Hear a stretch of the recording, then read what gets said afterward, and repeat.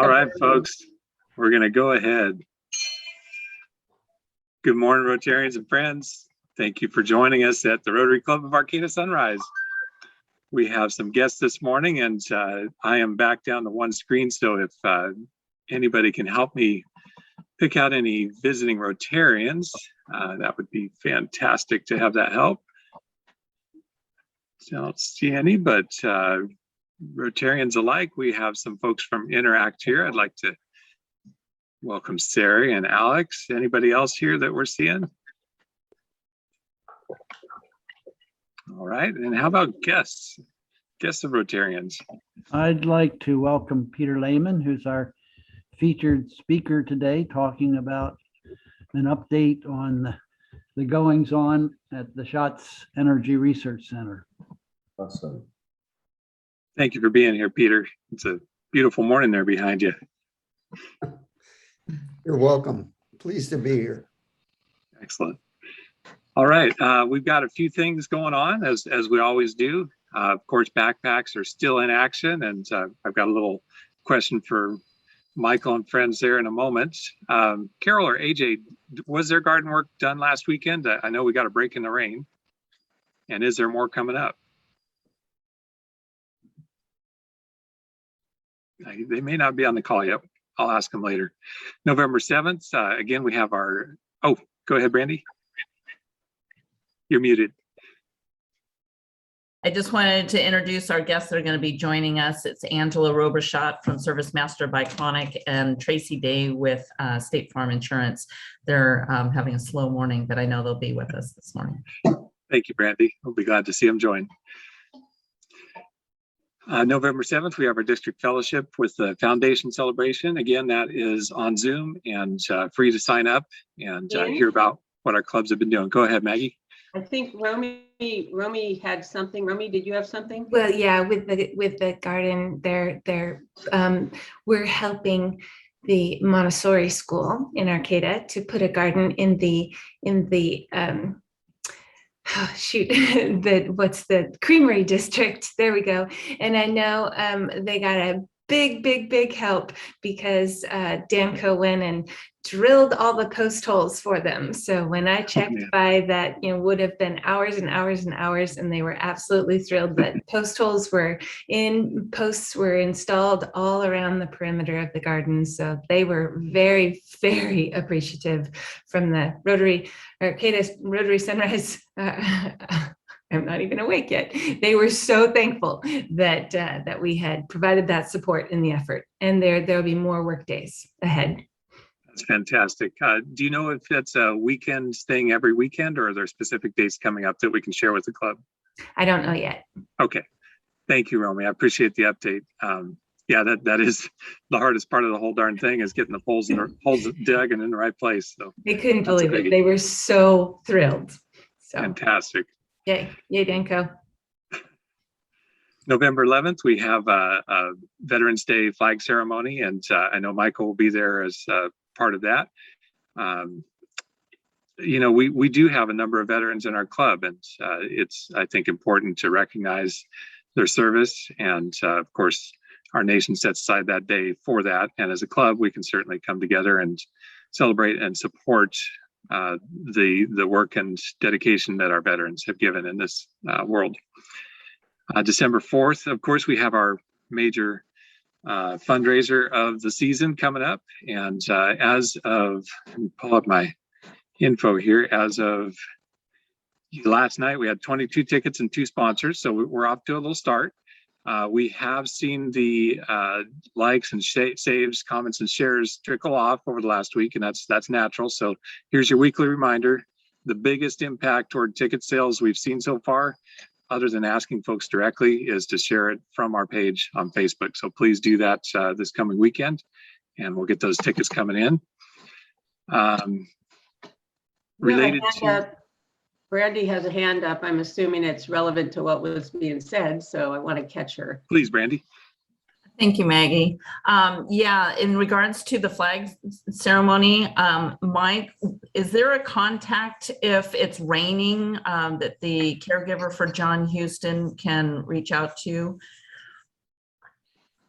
for any of the other veterans, if they want to attend, but and may have told you that they want to attend and the weather is not going to be favorable for them? They can contact me. You have my number. Okay.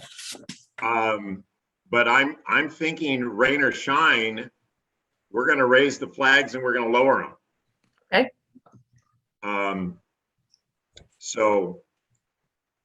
And I would love if there are any veterans in our group and you have not informed me that you're a veteran, please send me your contact information, your name, and where you served so we can recognize you during the ceremony.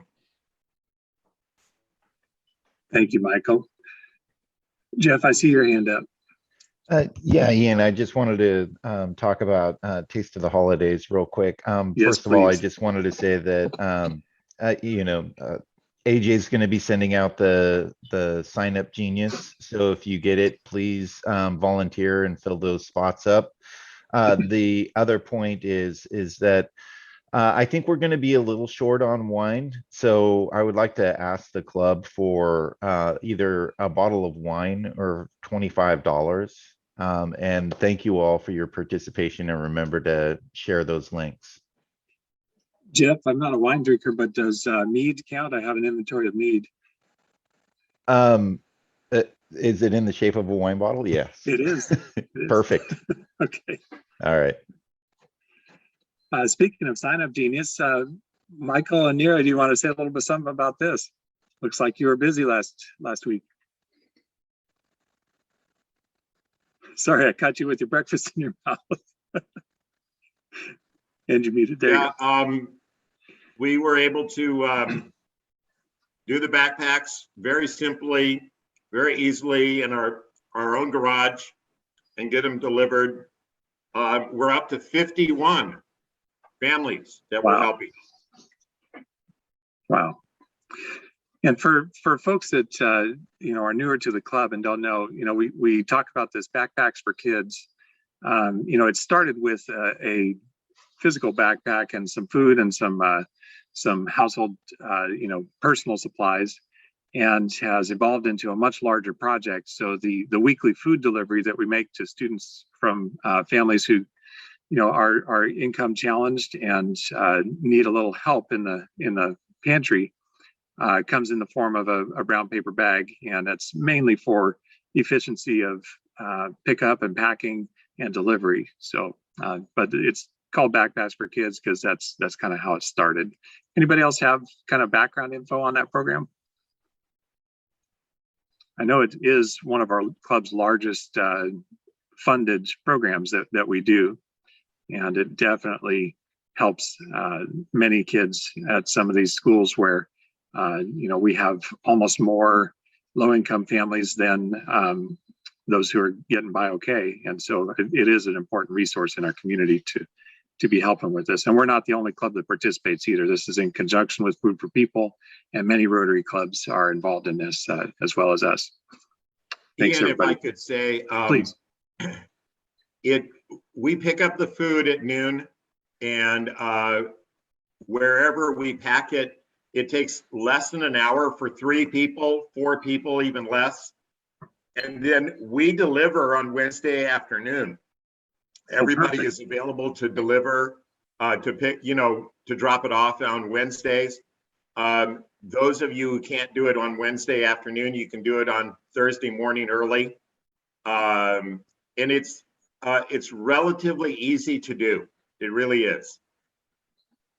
Yeah, it's very, the goods are received in a well-organized manner. Each type of item is in its kind of own separate bags and boxes, and it makes it really straightforward to bag up. And of course, this is a fellowship opportunity too. More hands is merrier.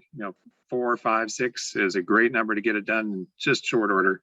And so please do use our sign up genius. AJ, if you don't mind resharing that every couple of weeks, that'd be great. We'll keep getting it done.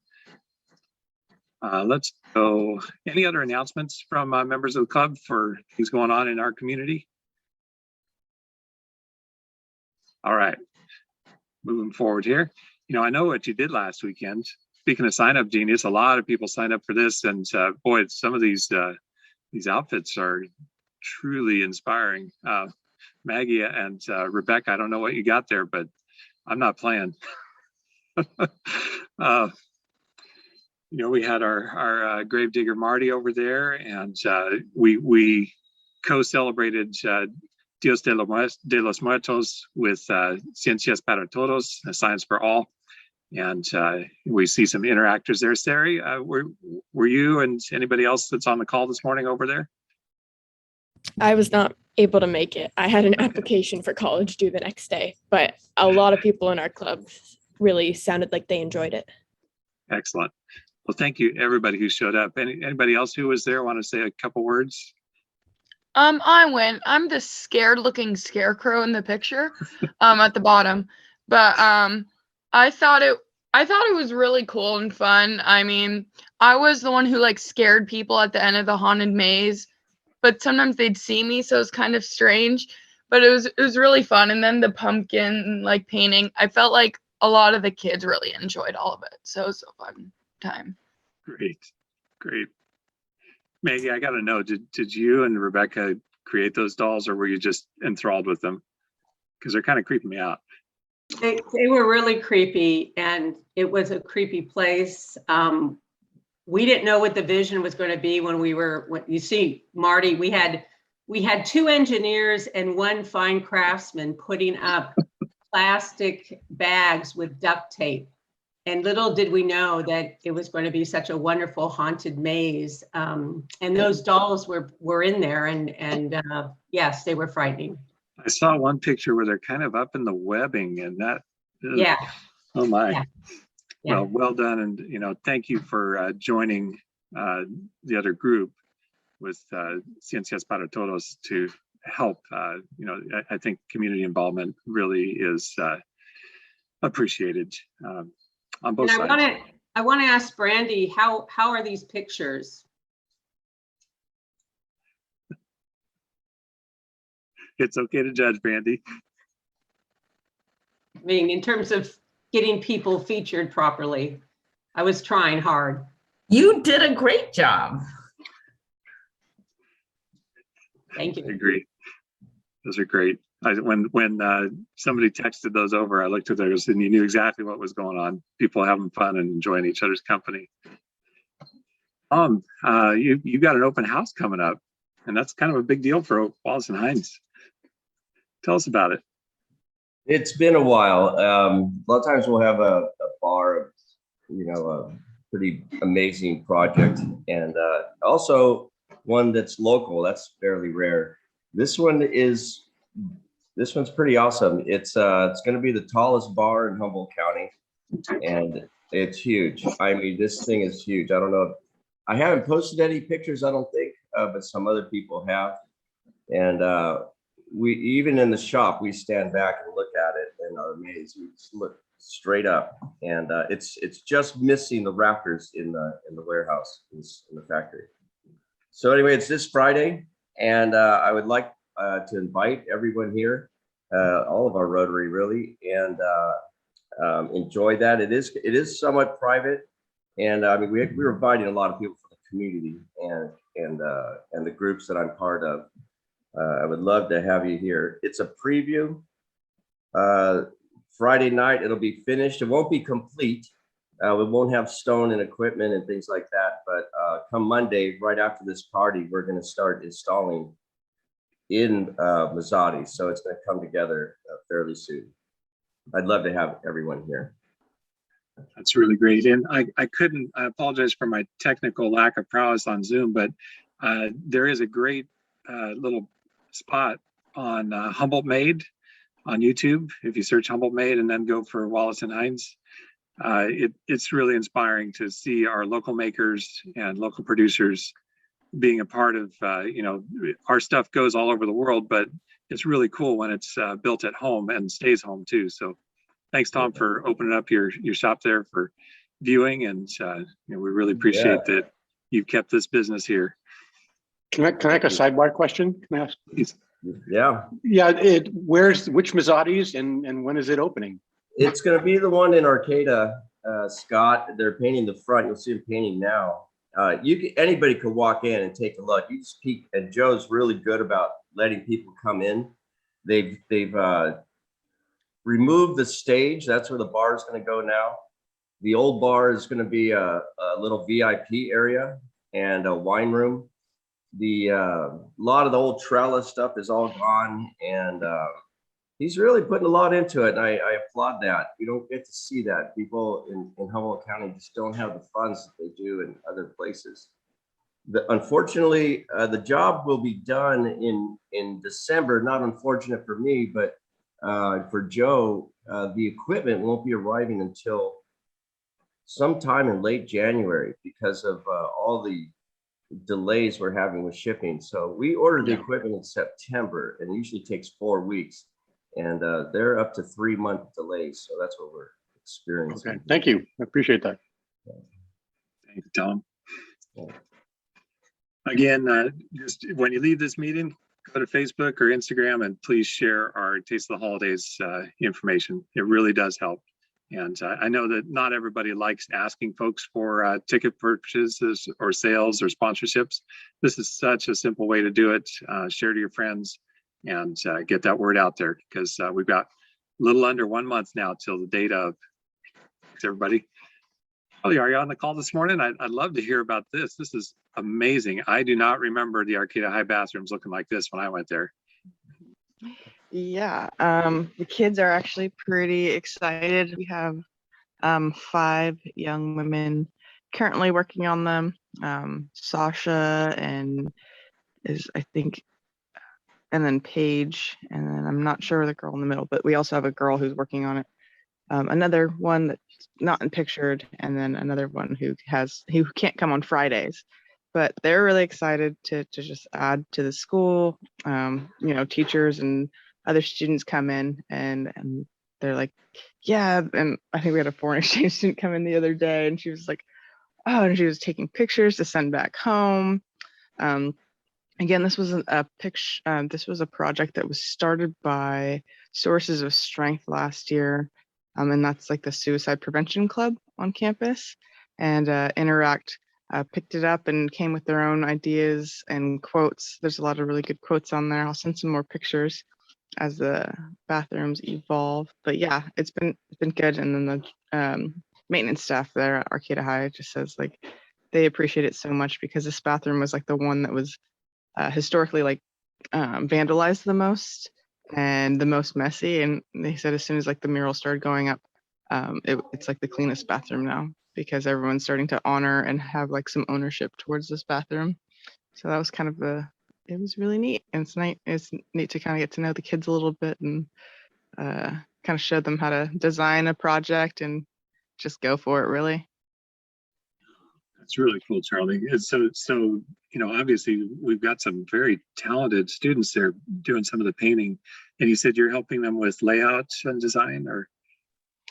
Yeah, just doing some layout and techniques and painting and stuff. And yeah, Paige is really excellent. Her blending on the sun, and yeah, Sasha was doing like just lettering and stuff, and her lettering is really clean. And just, yeah, mostly techniques and showing them like the process. Okay, we're gonna sit down and sketch our ideas and pick quotes, and then we're gonna draw it first and with chalk.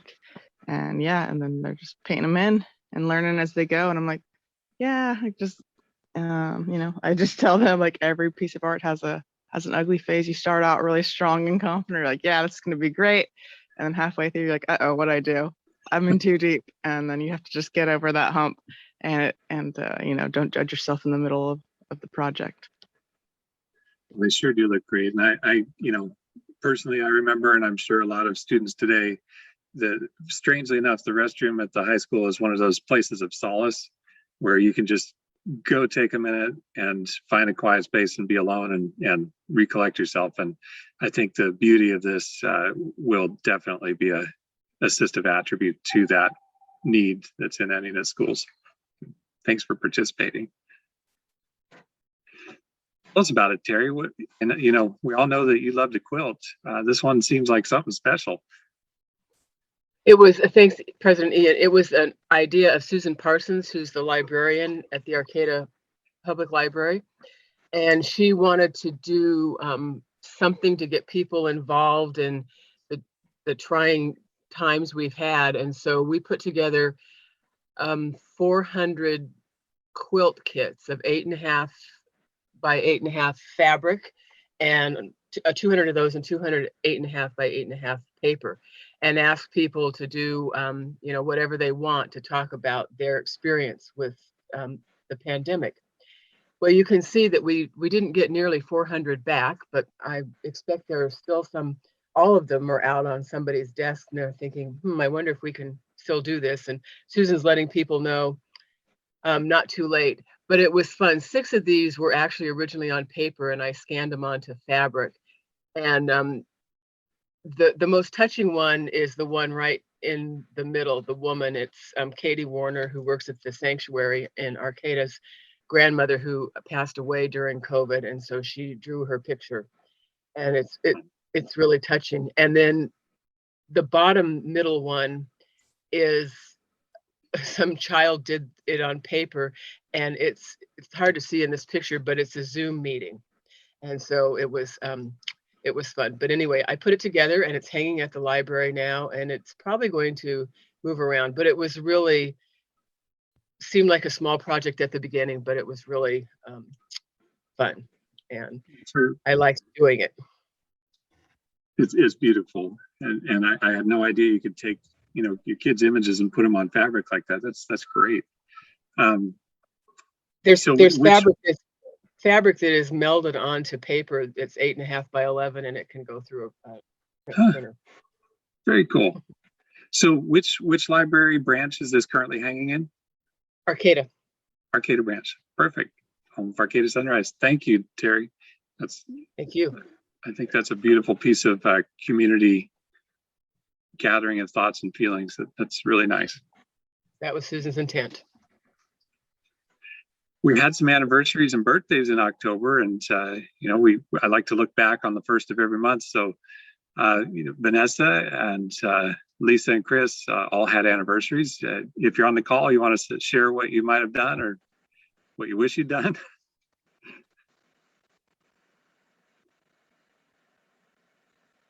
Give me a second. I suppose they might be on the call. Jump in if I've missed you on mute or something.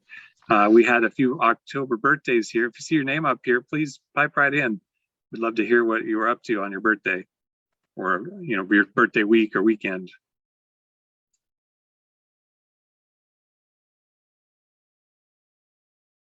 Did we miss all these folks on the call this morning? Oh dear. So we'll come back to them next month. Hey, Dustin. I didn't see you hop in the beginning. Welcome, District Governor Dustin Littlefield.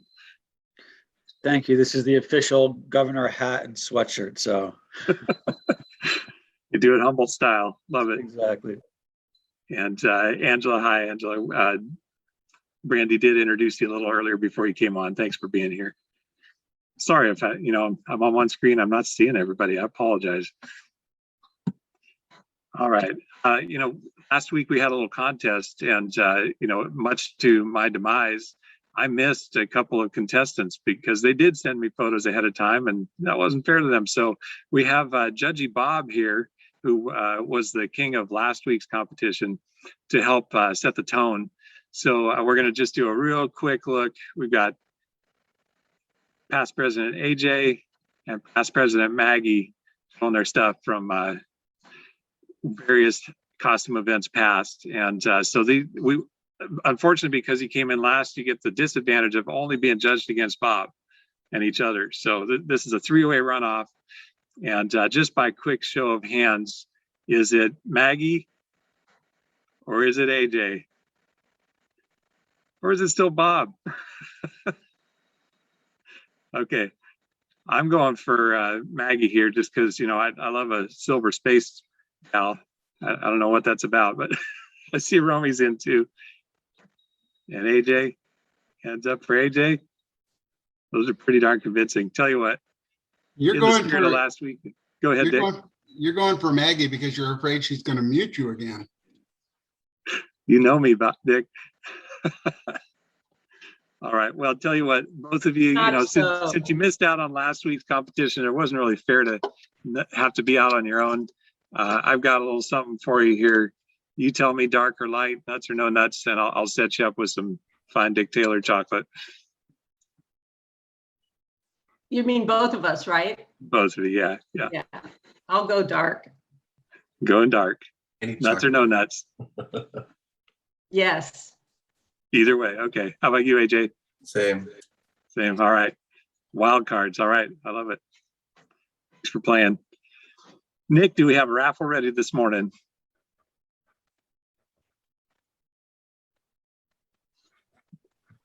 Yep, we got the raffle all set up. We just got last entry, and apparently now it's spinning because I accidentally hit the button. And we have Thanksgiving theme this time.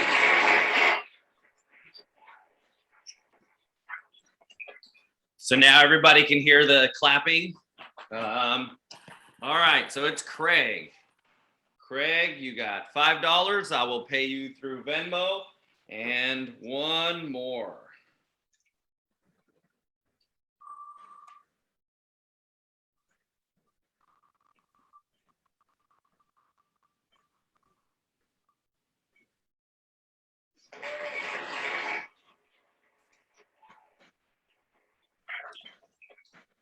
All right, John. Let's see. You're gonna be a big winner today, and the pot is $60.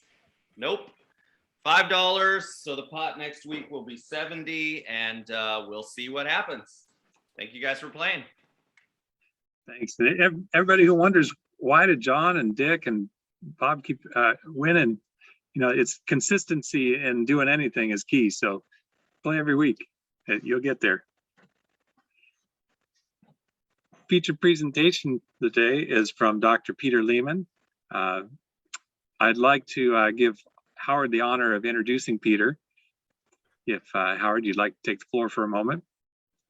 Yes, it's a pleasure really to introduce Peter. He's really had quite a distinguished career. Let me tell you a little bit about it. He's well educated. He got his BS from MIT and then PhD from University of Chicago, and then a postdoc at Berkeley. And it turns out he and I were at Berkeley at the same time in the 60s. So we also got a political education while we were there.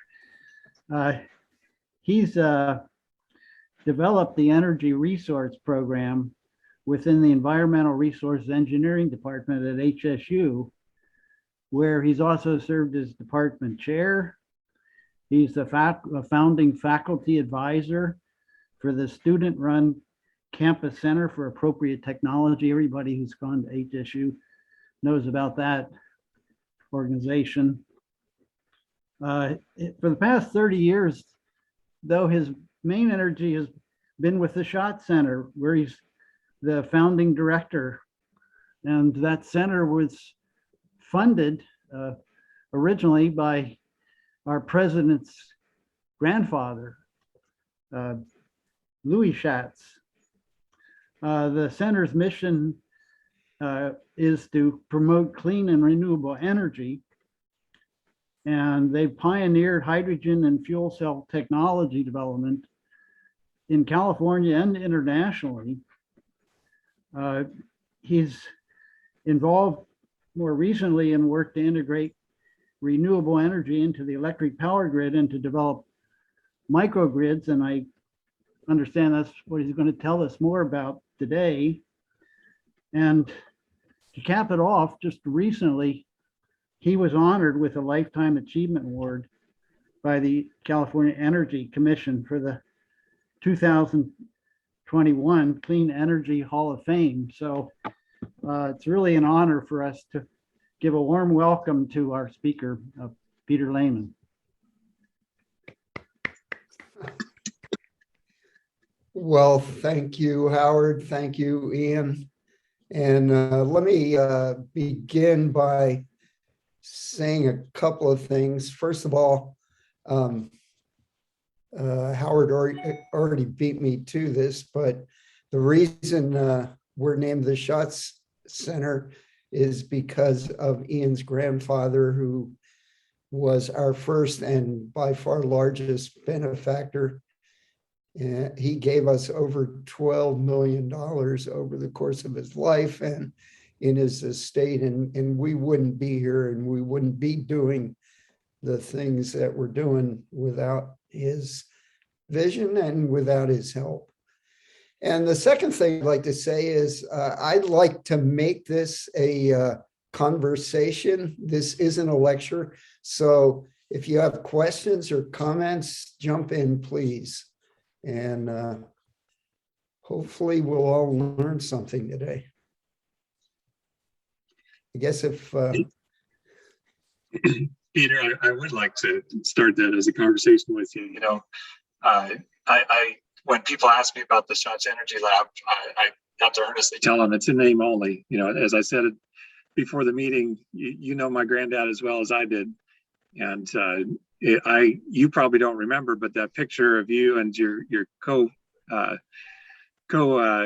inventor at the Shots Hydrogen Lab up there in Trinidad. That I wouldn't be surprised if that's where I met you, and you wouldn't remember because I was a kid at the time, just wondering what the bubbles in the chamber were. But to this day, that did have an impact on me in that I would love to buy that Toyota Mirai or any other hydrogen fuel cell vehicle. But as you know, of course, right now the fueling network is somewhat limited especially in the northern area here. But I'd love to hear your story about how that started and got you involved and where it is now. I could tell those stories. In terms of hydrogen fueling, I can tell you that we are in the process of working with the Humboldt Transit Authority to have them switch to zero emission fuel cell buses. And one of the things we need to do in order to do that is to have hydrogen fueling here on the North Coast. And we are looking for funding. We're going to apply to a big state grant coming up right away in the next few months to put in hydrogen fueling here. So once that's here, you can get your Toyota Mirai and drive around. Yeah, fingers crossed that we can make that work. So I'm going to share my screen. And let's see here. Did that work? Share. Okay.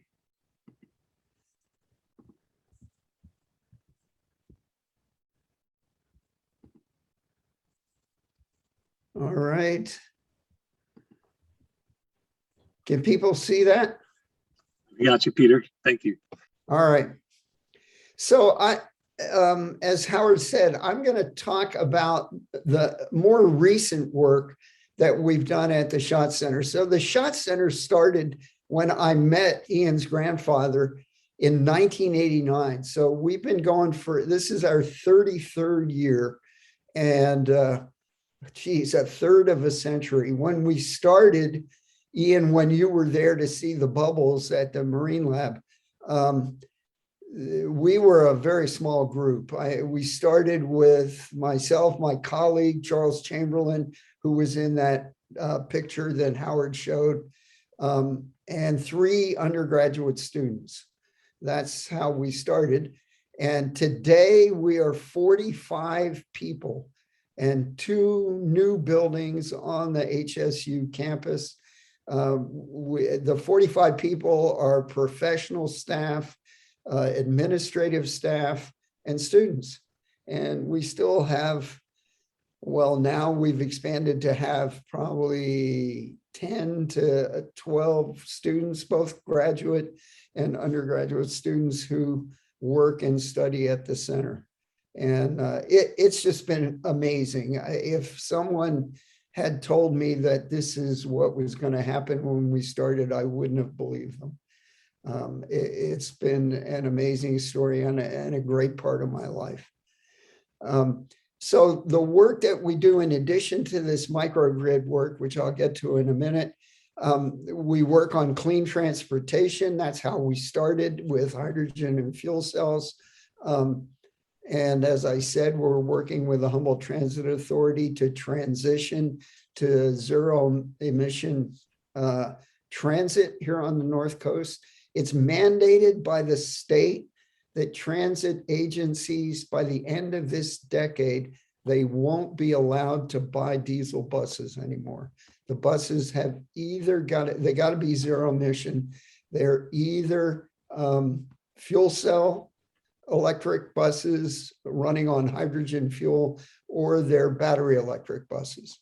And we're helping the Humboldt Transit Authority make that transition. We do a lot of work internationally. My colleague Arnie Jacobson, who is now the director of the center, is involved in work sponsored by the International Finance Corporation of the World Bank to provide energy access to many, many people in the world, in Africa and Asia, that don't have access to convenient and reliable electricity. And there's also a big program that Arnie has directed to do quality assurance of solar products.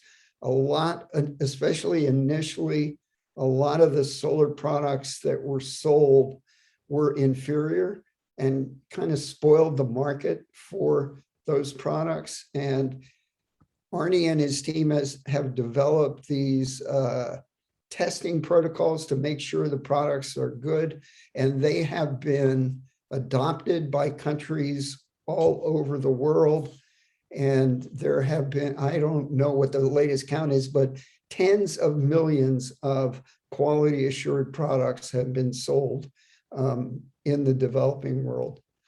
So we do that kind of research. One of our main focuses has been microgrids. And you might be asking, what is a microgrid? A microgrid is a section of the power grid that can be isolated from the larger grid. And it's that simple.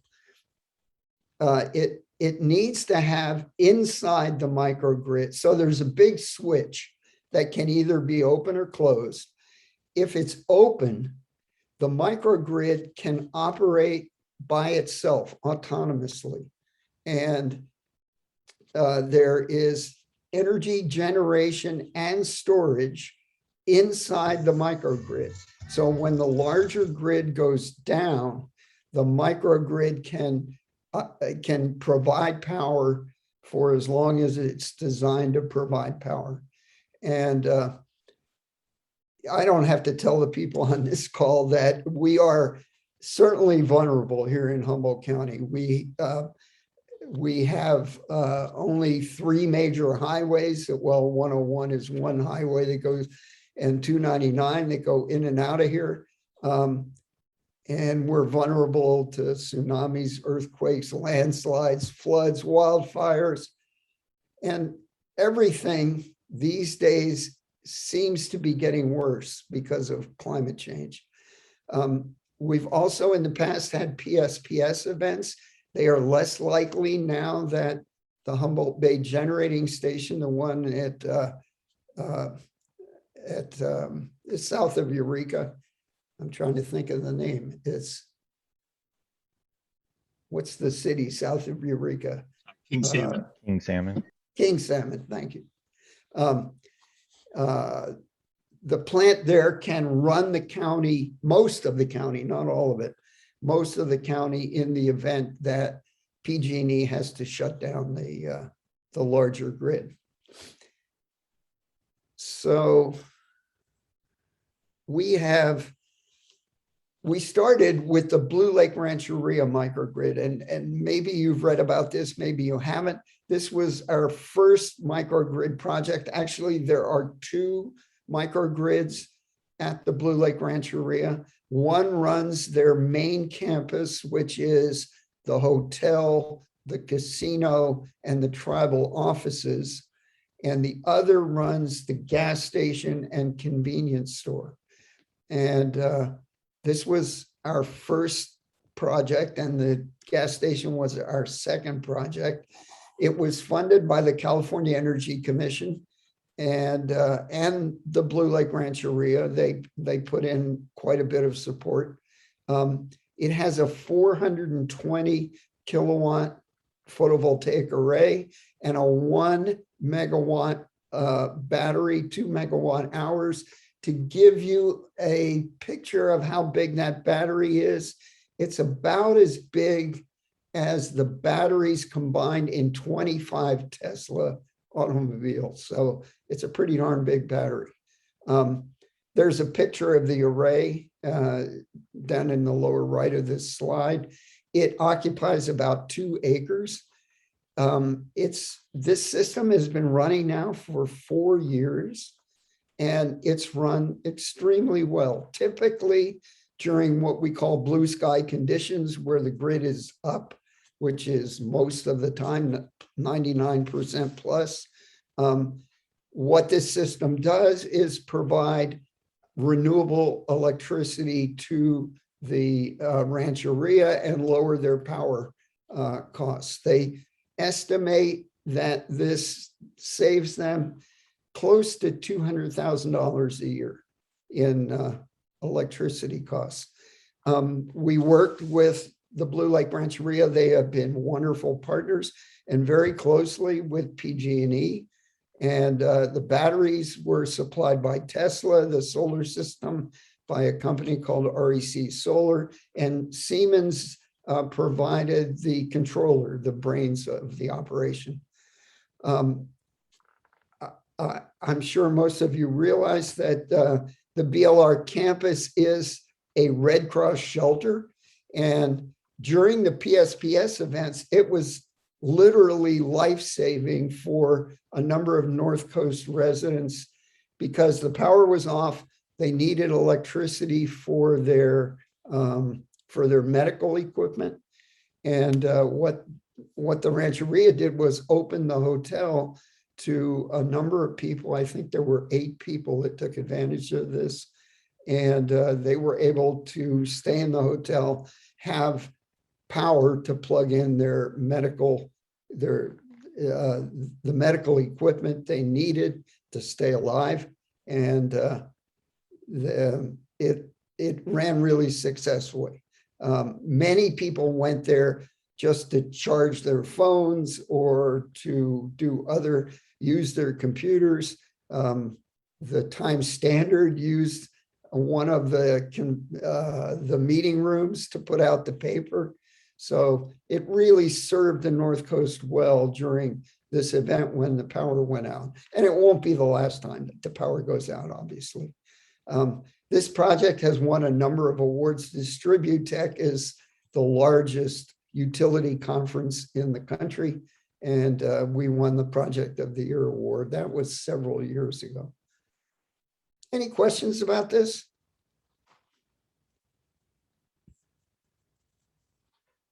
Okay.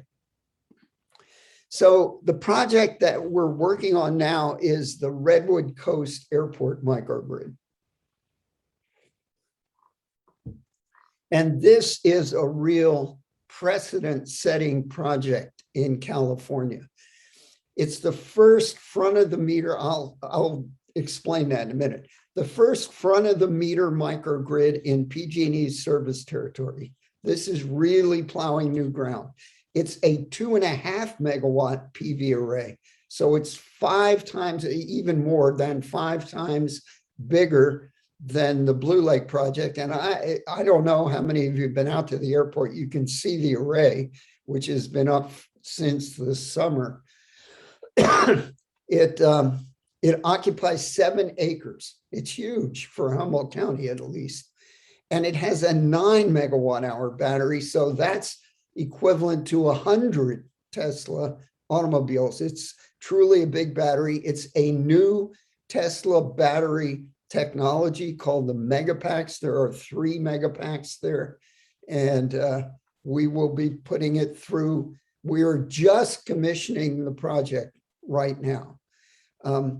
It provides critical resilience to the county's commercial airport and the Coast Guard Air Station. So if we have a serious emergency up here, if we have a big earthquake, for example, which we will have someday, the airport and the Coast Guard station will stay up, and the Coast Guard will be able to provide emergency services. Planes will be able to get in and out, and we will be connected with the outside world through this microgrid.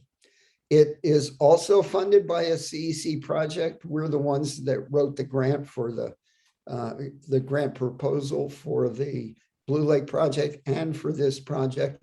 And the Redwood Coast Energy Authority, the local community choice aggregator, is putting, they got a $6 million low interest loan from the USDA from their rural utility service, and they are putting in more money than the California Energy Commission. The Redwood Coast Energy Authority supplies almost everyone's electricity. That's who you pay for your power. And they are intent on getting more and more locally generated renewable energy in Humboldt County. So this project is part of that effort to do that. Our partners have been RCA, the Humboldt County that owns the airport. And I'll put in a shout out to Cody Ruggets, who is the new, he's not that new anymore. He's the airport director. He has been a real ally in this project. We had to get through permission from the Federal Aviation Authority to put this project in. That was not easy, and Cody really helped with that. PG&E has been a big partner in this. And when I say this is the first front of the meter microgrid, here's what I mean. When this system is islanded, when it's separated from the larger grid, we will be delivering power using PG&E's distribution line. And this is the first time that any utility in California has allowed a third party to deliver power on their distribution line. And as you can imagine, they are very persnickety about that, because they have all these, well, not only do they have a lot of requirements to maintain the voltage and the frequency and the safety and the cybersecurity, but PG&E has not had a great safety record in the last few years. Let's just say that. And they are very careful about who can use their line to deliver power. And Tesla is another partner. Schweitzer Engineering Labs and a couple of other big engineering firms are our partners on this. RCA, our local organization, will own the generation and storage, and they will sell the power on blue sky operations normally. They will sell the power on the wholesale market. CAISO is the California Independent System Operator. They're the organization that buys and sells power in California. And as I said, PG&E retains the distribution line and controls the operation when we're islanded. And as I said, we're just getting to the point where we're commissioning the system right now. It'll be in operation in a month or two. And this project has been a model for the state. SB 1339 is a bill that promotes microgrid deployment in California. The reason for that is as climate change gets more and more severe, there is a need to provide power for critical facilities like the fire station, the police station, the emergency operations center, the grocery store, a gas station. all those things need power in an emergency, and a microgrid is a good way to provide that. PG&E, in response to this, this bill that passed and the fact that the Public Utilities Commission is encouraging microgrid development, they started this community microgrid enablement program, and it's based on this project at the airport. It is their first one. And we're working with CAISO. This, the power from this project will be the first power that the independent system operator has ever sold from a system that's configured the way this one is. And I'm sure all of you know that HSU is about to become a polytechnic state university, which is a wonderful occurrence for our area and for the university. It's going to bring a lot of resources here. It's going to bring a lot of new students. It's going to be a big boon for our area. And part of the money that we got, so the state budget has $458 million allocated to HSU this year for this transition to a polytechnic. And part of that is going to be to build a new microgrid research and instructional facility at HSU. And it will be it'll be part of the SHOTS campus on the HSU campus. It'll be just south of our building, which is kind of an open area now.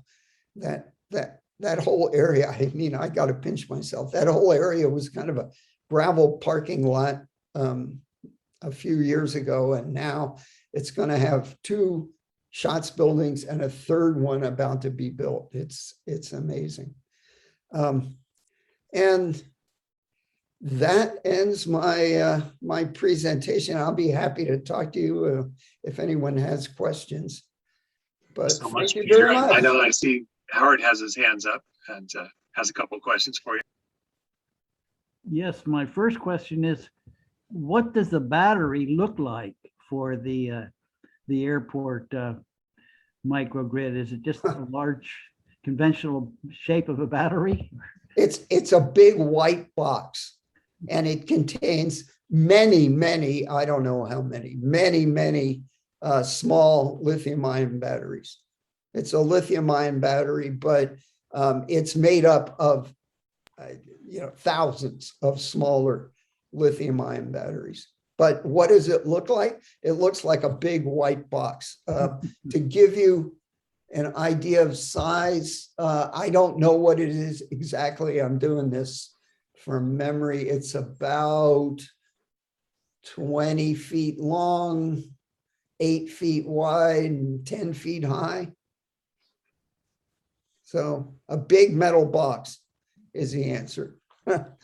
My second question is, what's beyond this airport microgrid in terms of size? Will eventually Humboldt County become a microgrid, or how big will you envision these becoming? You know, Humboldt County is a microgrid because the Humboldt Bay generating station, the one at King Salmon, is 160 megawatts, and it's enough to run the county. And PG&E reconfigure. I don't know if you remember this happening, but a number of people in Humboldt County complained to PG&E during the PSPS events and said, how come you can't run the generating station? And the answer is, it's not simple to so-called black start, so-called get the power running if everything is down. That's a whole process that needs to happen. And they did that. PG&E reconfigured the Humboldt Bay generating station so that it can black start and it can run the county during PSPS events. So in recent PSPS events, we have not been blacked out. most of Humboldt County. People in Hoopa and the further reaches of the county have been blacked out, but most of Humboldt County became a microgrid. It was isolated from the grid.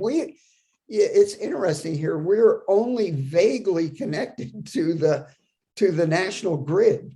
We have two 70 megawatt lines that run from here to the Central Valley, to Anderson in the Central Valley, and they run over very mountainous terrain, and they fail occasionally. But I mean, we're fortunate here in Humboldt County to have that generating station, which runs on natural gas and diesel in a real emergency. And Ken Island. And so the whole county is a microgrid in a way. But if we had a serious, like a tsunami, they're in the tsunami zone. So that generating station is probably not going to survive a big earthquake and tsunami. And then these smaller microgrids that are distributed around the county would provide the power to critical facilities like the Red Cross shelter at Blue Lake, like the airport.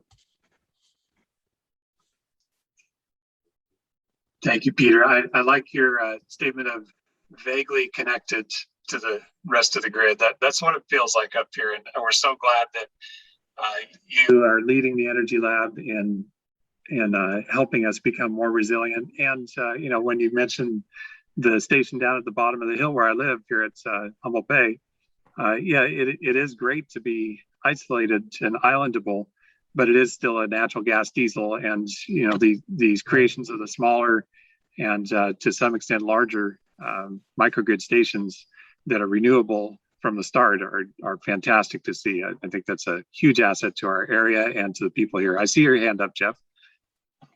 Yeah, this question was for Peter. I was just wondering what the size of a grid or alternative power sources would be to power a city the size of Arcata. Say that again. Do you mean how much power does Arcata use, or? Yeah, how much power, and what would a microgrid look like to power like something the size of Arcata? Just a quick. Well, you can get back to me later. I don't know what the breakdown for Arcata is specifically. Humboldt County as a whole has an average load of about 110 megawatts. So, and I'll remind you, the generating station is 160 maximum. The maximum load here, the peak load, is more like 170 megawatts. So we need to import some power from the national grid. I don't know what Arcata's share of that is. I would guess it's probably a quarter or a third of the total, so probably 25 or 30 megawatts. I don't know for sure. You know, in terms of providing that power with a solar array, that's a different story. There probably isn't enough room in Humboldt County to provide enough solar power for the whole county. I mean, you know, we got to grow food, we got to have pastures for dairy cows and beef cows and et cetera, et cetera. So we really don't have enough flat land here in Humboldt County to provide all our power from solar. Now, if the onshore wind project had happened, that would have provided a huge fraction of our power. It didn't happen for various reasons. People are talking now about developing offshore wind, which would be 20 to 30 miles off the coast here. We have an enormous wind resource off our coast. It's the largest wind resource in the continental US, is right off the Humboldt County coast here. But developing it in that deep water, in that deep ocean water, is going to be difficult. It it could be a huge economic engine for Humboldt County if it comes true. And it looks like it's starting to come true, but that's going to be at least, I would say, 10 years down the road before we develop that resource. But if that resource gets developed, there's way more than enough power to power Humboldt County renewably. So, the answer is solar. We can't do it just with solar here in Humboldt County. Of course, we can import solar power from the Mojave Desert or Arizona or Nevada, and that works just fine. And there's plenty of room there to do what we need with solar. But here on the North Coast, if we're going to provide all our energy renewably, it would be through wind power. I don't know if I answered your question, but that I rambled around it pretty well. Well, Peter, you did a great job, so I appreciate it and thank you. Yeah, the question is that I thought I kind of knew that solar would take up too much space, so there would also have to be alternative forms of renewable energy. So thank you. Yeah, there have been a couple of articles in the paper, more than a couple, touting the idea of having rooftop solar in Humboldt County as an answer to our energy problems. And rooftop solar is great. I have a solar system on my roof that I've had for many, many years.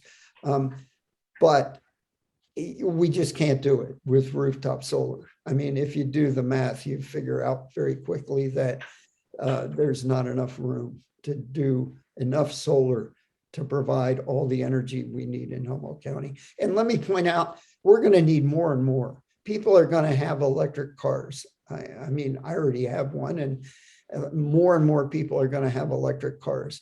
And the more and more people are going to switch to electric heating because we got to stop using fossil fuels. And people will use heat pumps, heat pump water heaters, heat pump space heaters, and that will increase our electric load. So as time goes on and we get greener and greener, we're going to have a bigger and bigger electric load, and we're going to have to get that renewably from somewhere. Peter, thank you so much for speaking today. I know that everybody here could talk for hours or listen for hours. You've got so much to say that's so important. And we really appreciate you taking the time to be with us this morning. In recognition of you being here, we would like to make a donation to the Wheelchair Foundation in your name. The Wheelchair Foundation provides accessibility for people who cannot otherwise afford it. So we appreciate you coming to speak today. And in what I started as my own tradition in our club, I do write a haiku to kind of capture my thoughts at the end of each meeting. So today's daily thoughts are really for you, and in particular for hydrogen, and that is: conserve energy, convert to storable form, save for future use. Everybody think about that in your energy use each day. What do you really need to use, and what could you put aside for tomorrow? Thank you, Peter, and everybody for joining us this morning. Really appreciate your time. Have a great day. Thank you very much for having me. I really appreciate the opportunity.